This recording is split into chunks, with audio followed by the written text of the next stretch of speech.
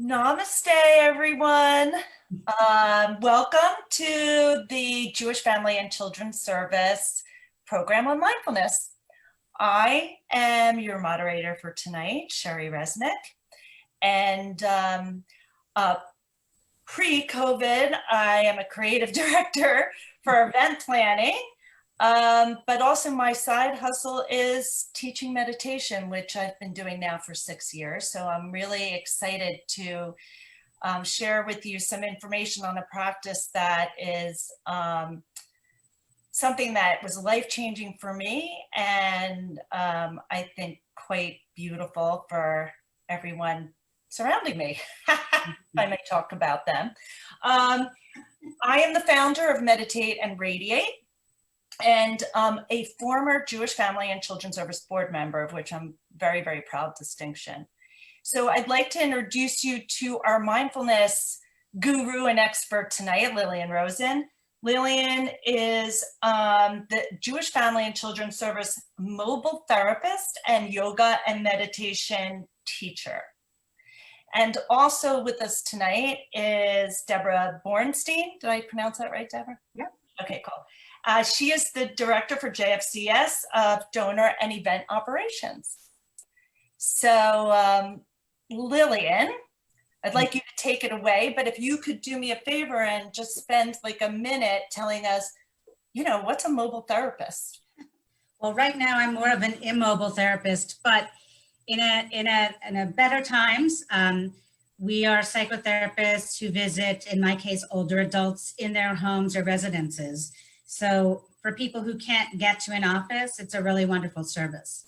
And by the way, I integrate mindfulness into everything I do, whether I'm seeing clients, whether I'm teaching a chair yoga class, whether I'm whatever, I integrate it into all that I do. So even they're getting a lot of what we're going to talk about tonight. So fantastic. That makes so much sense.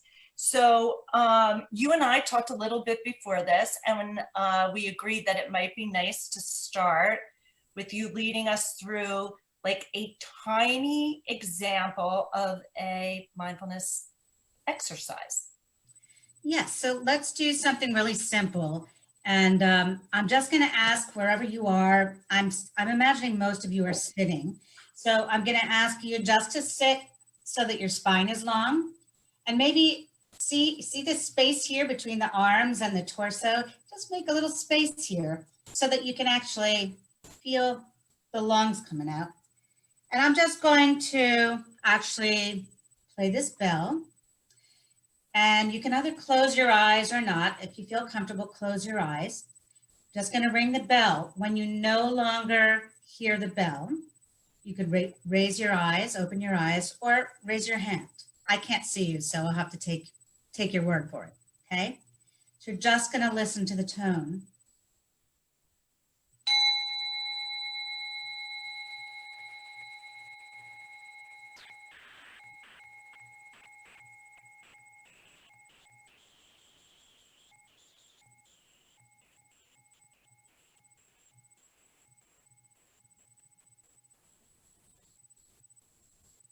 Oh, just ended.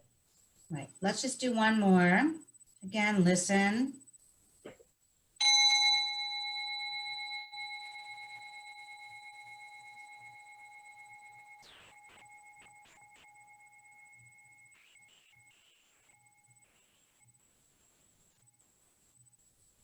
Done.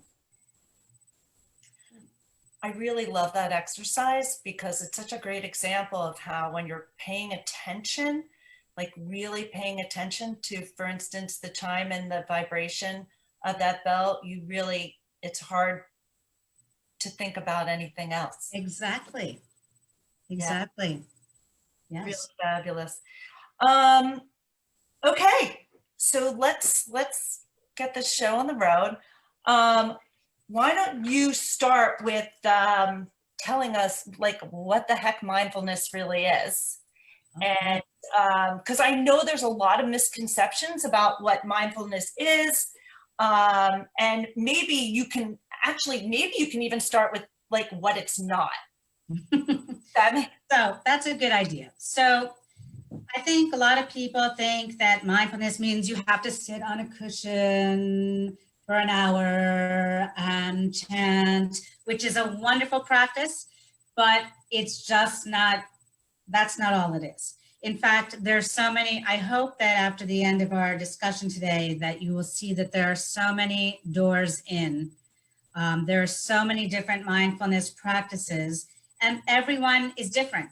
Everyone resonates to different things. Some people are like really going to be attracted to that bell and that sound, and other people are going to be like, I don't know, that didn't do anything for me, right?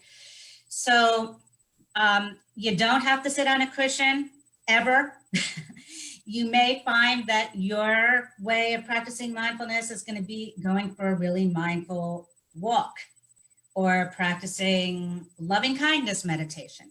There's so many different ways that we can practice. But what mindfulness, so go ahead. What were you going to say? You know, just spend one more second about that. So, you know, I think a lot of times when people hear, you know, mindfulness, they do think of like, you know, the guru sitting like this, and that's the only way to be mindful. So can you just say like a tiny bit more about like, oh, like mindful walking or mindful eating, other ways in which? Right. So I think, you know, I would even suggest that as you're thinking, if you're interested in learning about mindfulness, let's just throw meditation, the word meditation off the plate. Not that there's anything wrong. Meditation is a wonderful thing, but it's not the heart of what mindfulness is. Mindfulness is really about paying attention on purpose in the present moment. So, and without judgment, right? What's that? And without judging yourself. Ah, yes, and without judging yourself. Big one, yes. So you could do that taking a walk in the woods. I'll give you some examples of what it is and what it isn't. So if I were to ask you right now, how many of you are aware of your feet touching the floor? I'm guessing that until I said that, you didn't think about that at all, right? We just don't think about that because we're not paying attention. And yet there's the floor supporting our feet, and there's the chair supporting our backside, so we can all be sitting here together and having this wonderful discussion. We don't think about it. It's just completely, we're mindless. Think about, on the other hand, how you may have driven someplace from here to there, and you get there and you say, oh my gosh, I don't even remember driving here. I was in my head the whole time. I was thinking about the fight I had with my daughter this morning. Right? Or I'm sitting in a meeting and it's the end of the meeting and you're like, uh-oh, I missed most of that because I was thinking about what if, you know, I can't go back to work next week with this virus thing happening, right? So we are not present in the moment most of the time. And to be fair to us, it's completely human. It's natural. It's normal. You're not a weird human if you have these experiences. We all have them. And, you know, in fact, I think in our culture, we're celebrated if we can multitask, right? If we can write in an email and feed our kids and, you know, and paint our toenails, we're like, yeah, I'm doing well here, right? Mindfulness is really about paying attention in a single pointed kind of way. And when we do that, first of all, we become curious again, back to what Sheri was just saying. Instead of being judgmental, we're kind of curious about our own experience. And there's so much to see in the moment. It may not be as exciting as a roller coaster ride, but really it's an incredibly beautiful practice. And it's very simple, really. It's very simple, and yet it's challenging for us because we kind of want to do everything all at once and get it done yesterday. And you know, it's interesting because people will say to me, talking about what it's not, like people will say, I cannot stop my mind from thinking. And I'm like, who can stop their mind from thinking? Right. Like that's what right? That's what your mind does, you know? It's like, you know, your lungs breathe air in and out, and your elbow is a fulcrum, you know, it bends, and your eyes see and your mind thinks. Like when your mind completely stops thinking, I'm pretty sure you've passed away, actually. Right. So Sheri brings up a really important point, which is, and people always do say that. They say, how can I get myself to stop thinking about this thing I'm thinking about? And really, we're not trying to get rid of thoughts. We're not trying to get rid of our feelings. We're trying to have a different relationship with them. Yeah. Right? So it's like they're still there, but instead of the famous Buddhist monk Pema Chodron says, "Don't bite the hook." And what she means by that is, right, like where our minds are like going like this, and we're like, I have to think about this, I have to think about that. Oh my gosh, about this, I got to think about that, and what about this, and what about that, right? And we're like trying to run with them, every one of them. And guess what? There's different estimates about how much we think, how many thoughts we have. Between like 60,000 thoughts a day. Between 20 and 60,000 thoughts a day. If you try to pay attention to all those thoughts, you're going to feel crazy. No, I'm pretty sure I might have like 10 of them might be useful for me. I'm just saying. Right. I'm just saying. Right. So this is a beautiful door into this question, Lillian. Mm-hmm. Like what are the benefits of having a different relationship with your mind? Right? Like that's the reason for the practice. Right. Right. Well, I mean, there are so many benefits. I can't possibly enumerate them all in one session here. But I think, like you said, number one is you cultivate a different relationship with yourself. I think when you start to practice these things, you start to become a more compassionate person toward yourself and more compassionate to others.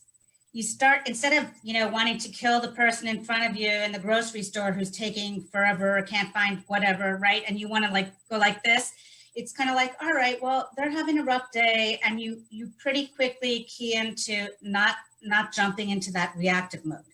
So we try to be responsive rather than be reactive, right? And I think, especially now with everything that's been going on in our world lately, I sort of feel like we're all deer caught in the headlights. We're like this, right? And our body freezes.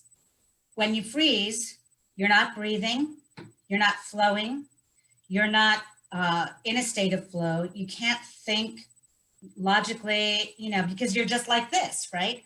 So when we practice these tools, we enable ourselves to access our best version of ourselves. And that's actually one of my favorite versions of what Namaste means, is the best of me greets the best of you. So go ahead, Sheri.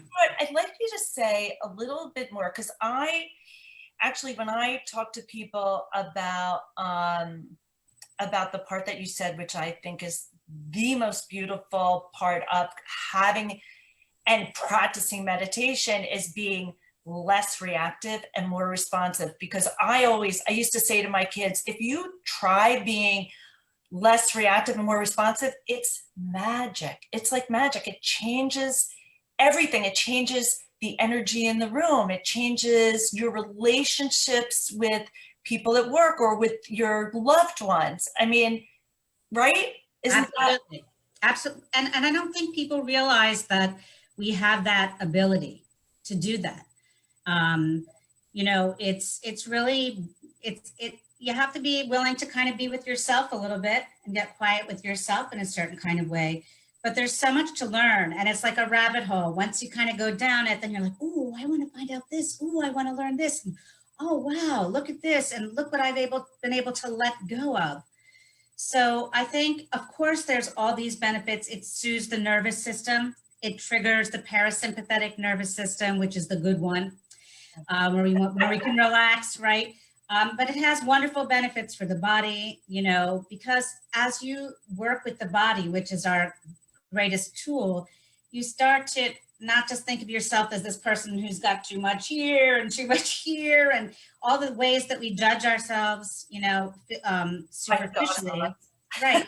You start to care about this body that's taking you along here, and you start to take better care of your body.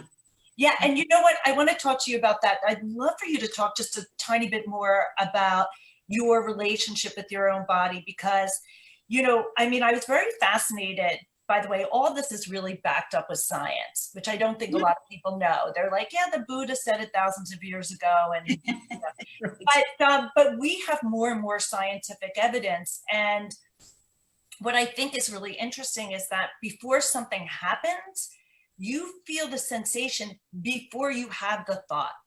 And so when you have a better relationship with the sensations in your body, you get clued in just a second faster, right?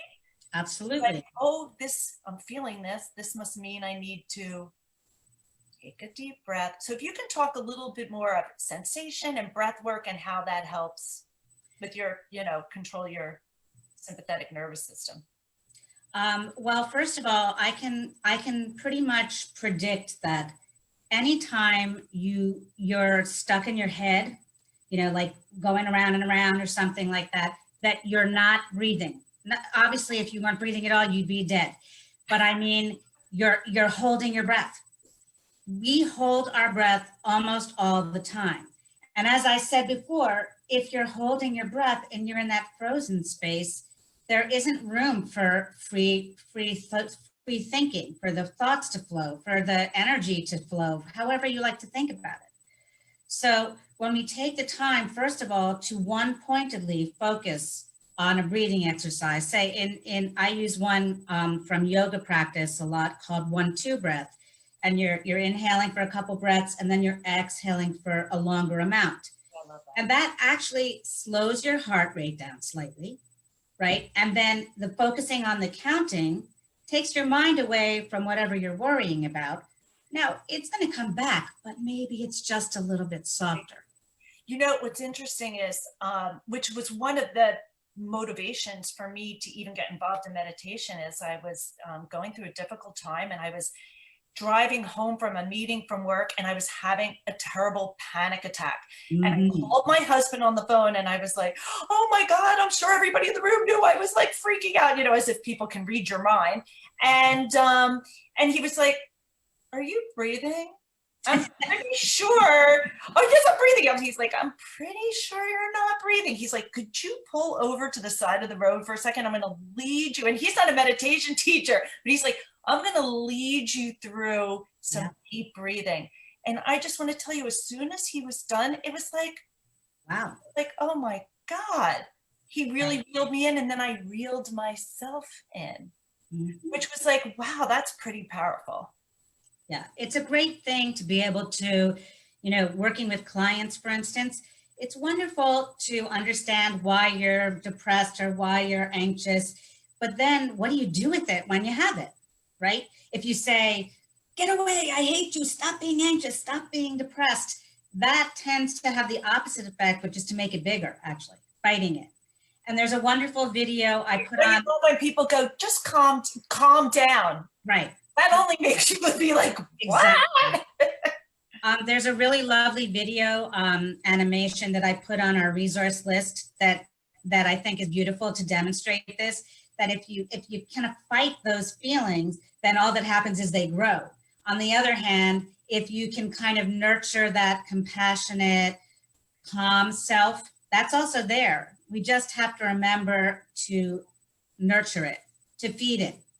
In fact, I think you and I spoke a little bit before this, and I was telling you about one of my favorite meditation teachers, Sylvia Bornstein, who has that little practice where you put like a hand on your chest and you just take some deep breaths and you go, there, sweetheart. There. Just, you're okay. You're all right. But just even calling yourself sweetheart, I was like, I feel like now I just do it all the time. People in the next car must be like, what is she doing in there? I'm just... But she looks pretty happy, so I would do that, you know. So, Lillian, tell me, what's the best way to learn a meditation practice? Well, first of all, there's no one way. Everybody's really different. So I think it's a lot easier to learn in a group or a class, at least to start with. I mean, there's a reason people who are very seasoned practitioners, you know, like monks even, they get together regularly and practice together because it helps us all keep ourselves accountable. Mhm. So like, I know if I'm left to myself, I'll be sitting down, I'll just be doing some breathing. And then I'm like, ooh, I forgot to defrost that thing. Or, ooh, I forgot to, what about, and I jump up and I don't give myself that sort of sacred space to do this practice. So I think if you're starting out doing something in a group or a class, I gave a couple suggestions on the website, but there's lots of things around.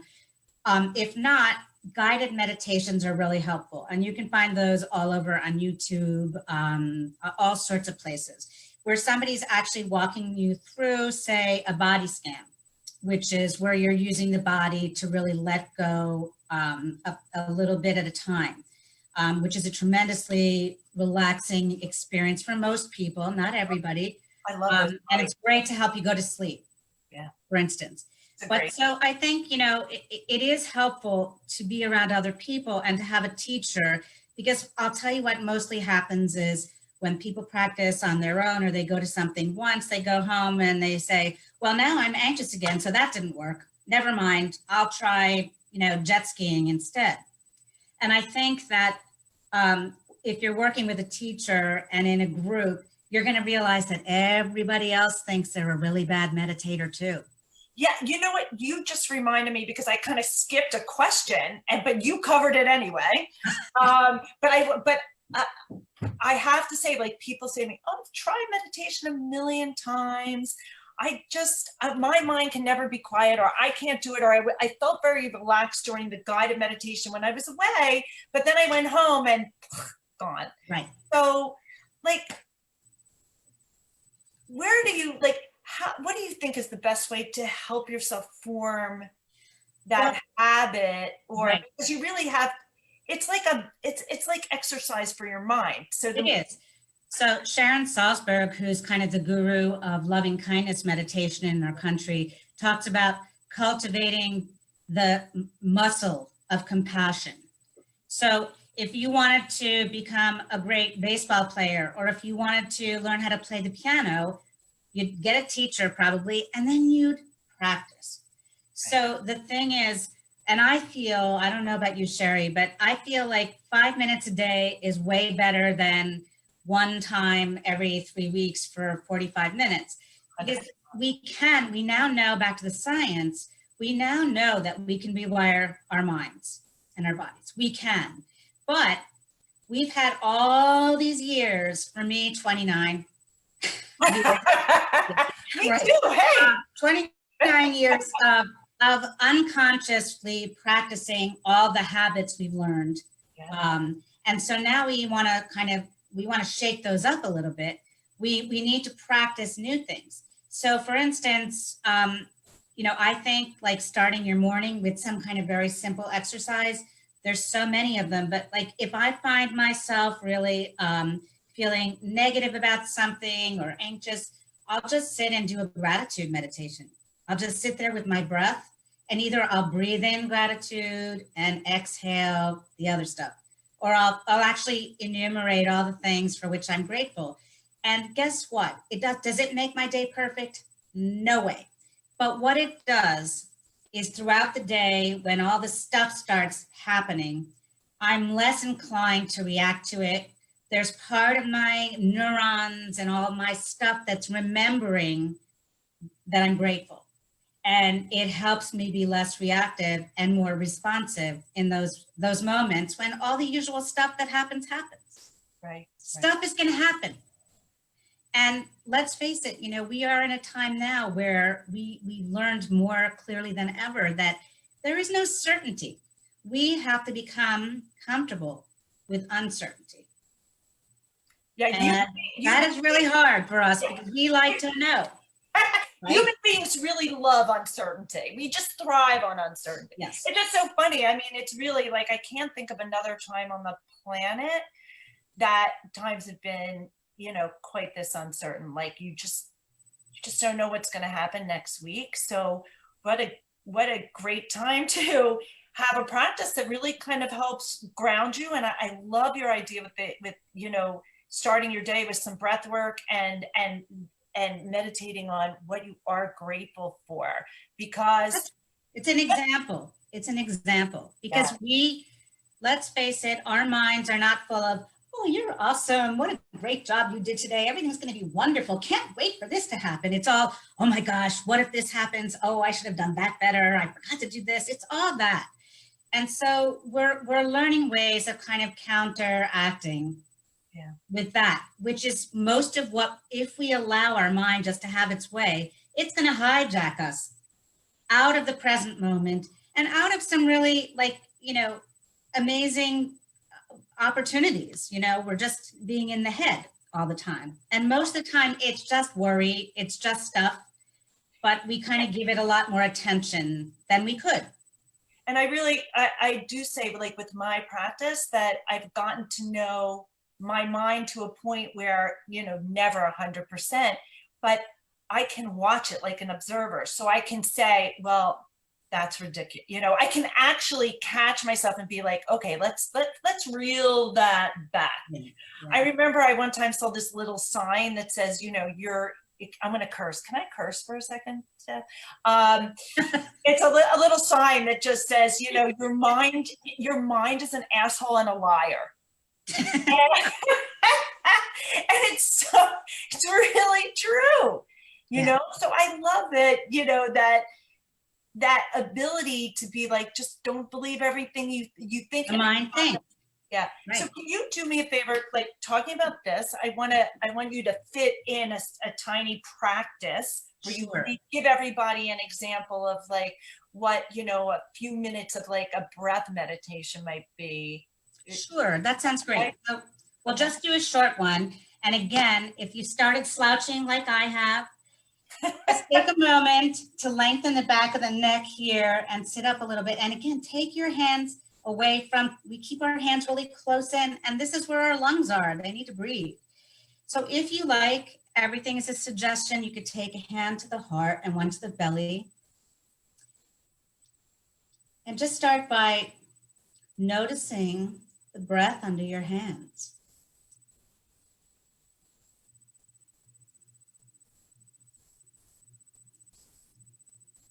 What are the sensations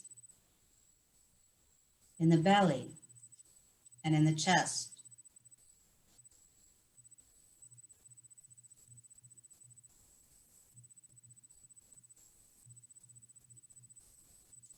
What happens if you invite the air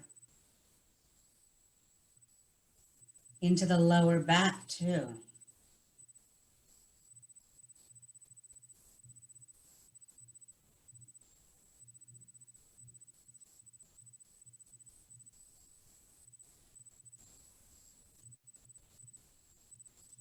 And now invite it into the rib area.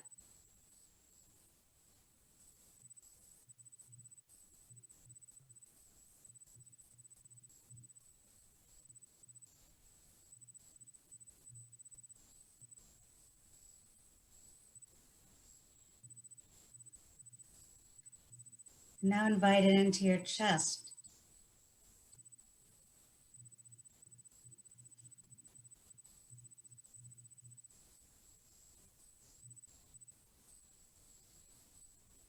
If you like, and only if you like, you could let the lips curve up into a slight smile.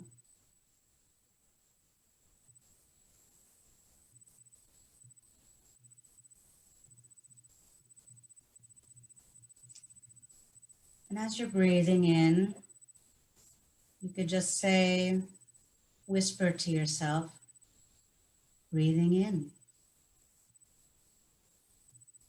As you exhale, whisper to yourself, breathing out.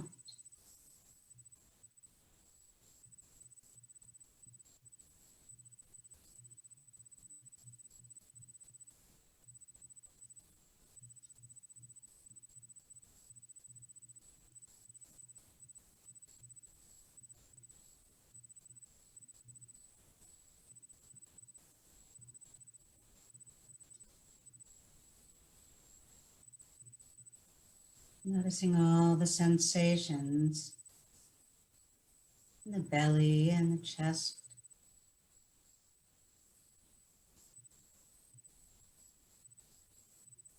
And if you can, be okay with whatever's there.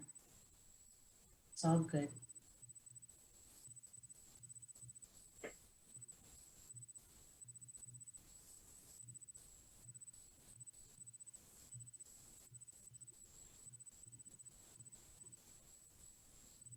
If you like, just take your hands to your lap with the eyes still focused down or closed. And just notice the sensations in the body without judging.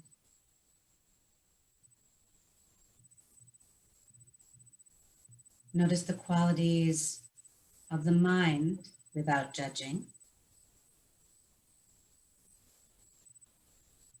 And taking attention back to the breath, just notice the breath. It really is our best friend.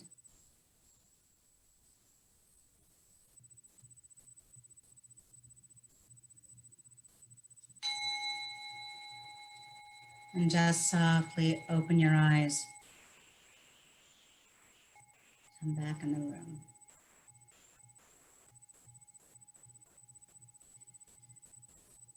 So that was really, really very short, but every little bit counts. You don't have to do 4 hours a day. You can start really small because every little bit that you do accumulates. It's really like hitting the refresh button. Just like, okay, now I can have a clean palate and go do the next thing. Or not. Or, yes, exactly. Or take a break. There's this one of my favorite quotes. It's a Spanish quote, and it goes, "Oh, how lovely it is to take a nap and then rest afterwards." Yeah, we would never do that here. But why not? Why not? Yeah, I like that. I like that a lot. So, Deborah, are we ready for some Q&A or? We are ready for some Q&A. All right, let's So do the it. first question I have is, I find meditation intimidating. The more I try to relax, the more wound up I get. How can I really, I know we can't shut down our thoughts, but how can we just quiet the mind enough just to get started? Well, I'll take that one first, and then Sheri, as a meditation teacher, you may have other thoughts. I think you should try different kinds of things. For instance, I have a friend who came to a meditation class that I did, and she really didn't like any of the meditating practices. The only thing she liked was the walking meditation, but she loves that. So she does that all the time. So I would say, don't beat yourself up and keep trying to put yourself, the round peg in the square hole. I would try something else. There's so many different practices. I was teaching for a number of years in this wonderful program called the Inner Strength Foundation, which is bringing mindfulness to teenagers in the Philadelphia school system. And we did the same thing. We exposed them to all these different tools. Because everybody doesn't come into it the same way.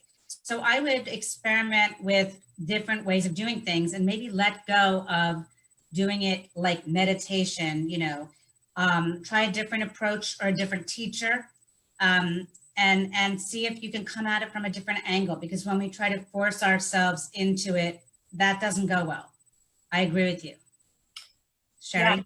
Yeah, I don't have a lot to add to that because Lillian, I think like that's great advice. There's no just one way to, there's no just one way to practice meditation. There's lots of different varieties out there for you to try. I think if you're find it a little bit intimidating, I would suggest also like a guided meditation on like YouTube where you hear somebody's voice and they're gently leading it through, and just don't, the main thing is don't judge yourself. Like, who cares if you're not good at meditation, It just doesn't matter. And it's not, I like to say that it's not the tool. It's just one of many tools that can help you have a better relationship with your mind, or ways in which you can, relieve a little stress.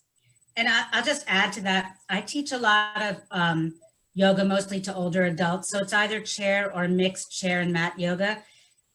But even for the younger people, they come because they want flexibility, or they, whatever. But people don't stay because of the stretching. They love the stretching. They stay because they love the feeling of feeling so centered and one. Yoga, it means to yoke, to bring together. So a mindful movement class would be maybe a really good thing for you to try. You're focusing on the movements and the breath at the same time, which is really different than sitting on a chair and trying to meditate. So there's so many different doors in. Yeah. The next question I have is, we talked a lot about meditation, but can you give some examples on mindfulness exercises, like a little bit more about what, we talked about what mindfulness is, but maybe just some more examples so that it's just easier to understand. You want to take that?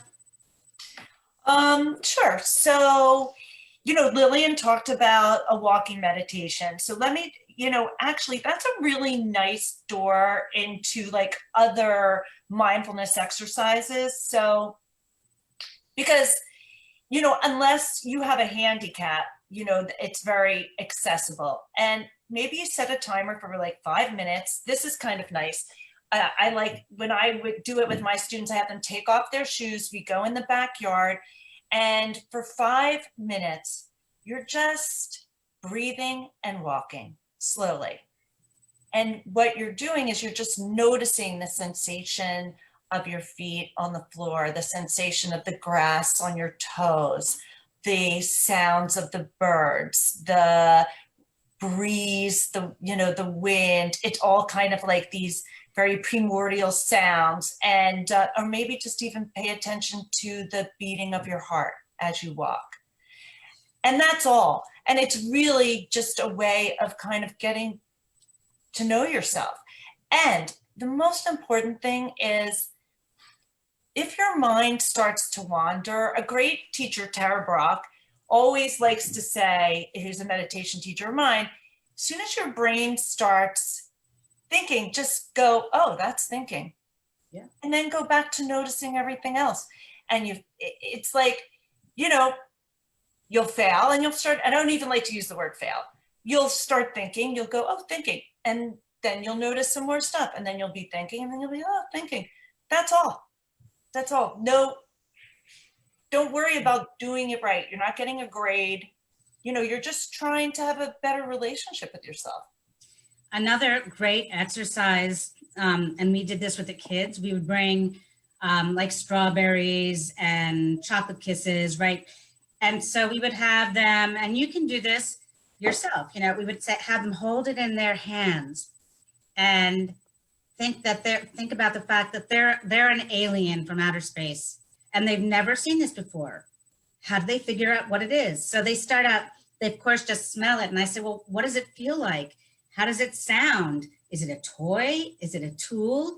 And they're suddenly like, really exploring this thing. And then we finally let them eat it really slowly. They have to take it up to their nose and notice what's happening in the back of their throat. And then they finally put it in their mouth, and they're like, oh my gosh, it's taking so long to eat this.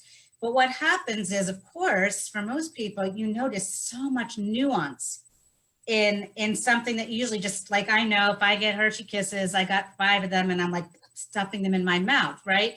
So suddenly you're actually tasting it, and you realize what an incredible, all these sensations that you're missing.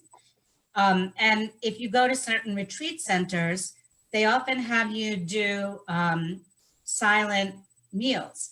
And it's so interesting. I always said to the kids, so do you think you eat more or less? And most of them say less. And I said, you're absolutely right. Yeah. Because if you're not talking and reading and checking your phone while you're eating, you're just taking a forkful and really chewing it the amount of time you should. You really taste all the flavors, and you're full much more quickly because you're just really staying in the moment with those flavors, with those textures, so mindfulness can be practiced in any aspect of our lives. And that's why I tend to shy away from meditation and more talk about mindfulness, because I know plenty of people who don't have a practice where they sit down every day. Mindfulness just infuses their lives. They try to walking down the street. I'll walk down the street and I just came up a meeting and I'm like going, well, should I have said that? I shouldn't have said that. Oh, I thought that when I said that, they thought I was stupid. Oh yeah, that was stupid. Why did I say that? Oh, I thought I saw him. I'm going through this whole like inner thing. And then I will literally notice now that I'm doing that. And in my head, I go, and I'm like, yes. And I say, what are you doing? And I say to myself, I'm solving a problem. I'm fixing something. And then I say, yeah, that's over. It's done.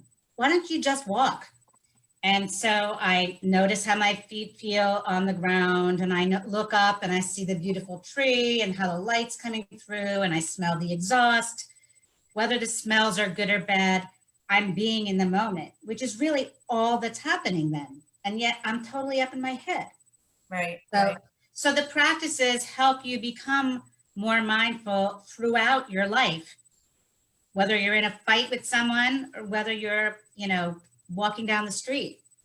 Yeah, so you're really awake to your life. So you don't miss the smell, the aroma, and the taste of the chocolate. Like you're I'm just speaking for myself, 5 Hershey Kisses in, I don't even remember what the first one tasted like. So you have really way more appreciation. The final question that I have is that if there's one thing, maybe 2 things that you want everyone watching to take away from this discussion, what would that be? Well, for me, one thing is you're all absolutely wonderful exactly how you are. And I think if there's anything that we've all learned during this pandemic and unrest in our country and in our world is that we need to spread a little bit more love, less virus, more love, and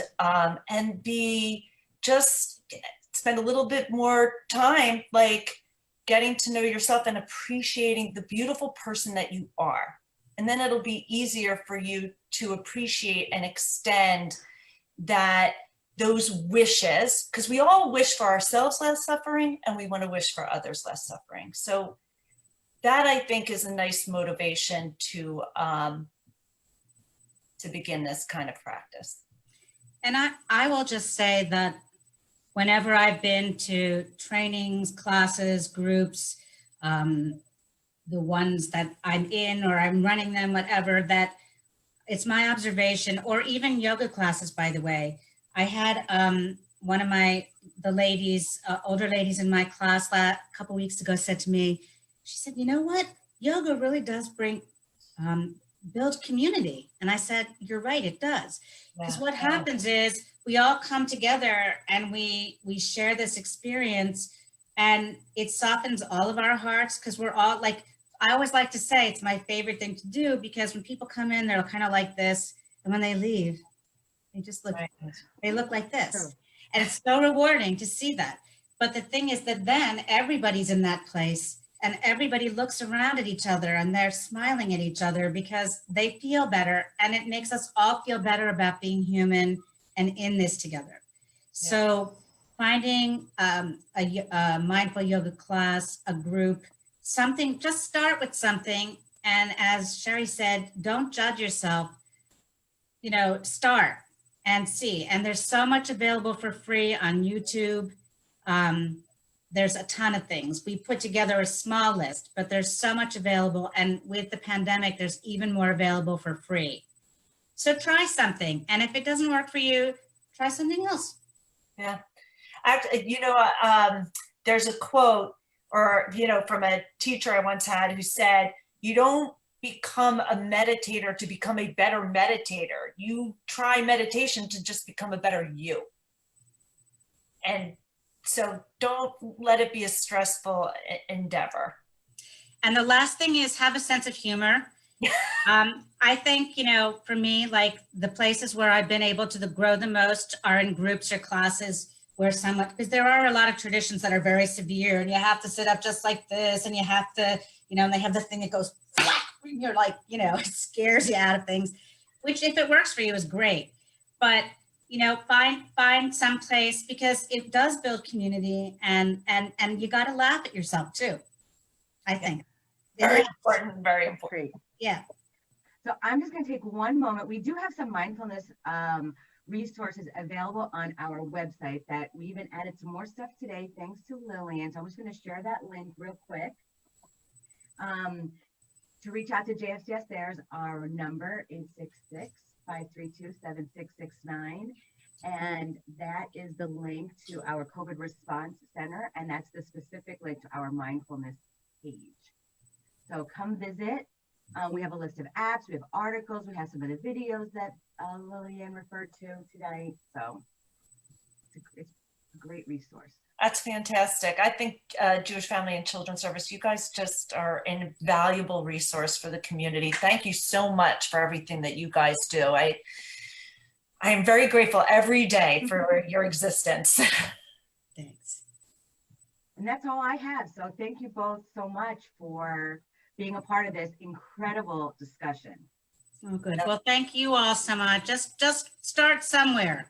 Namaste, everyone. Namaste. Bye, everyone. Have a great night. Bye-bye.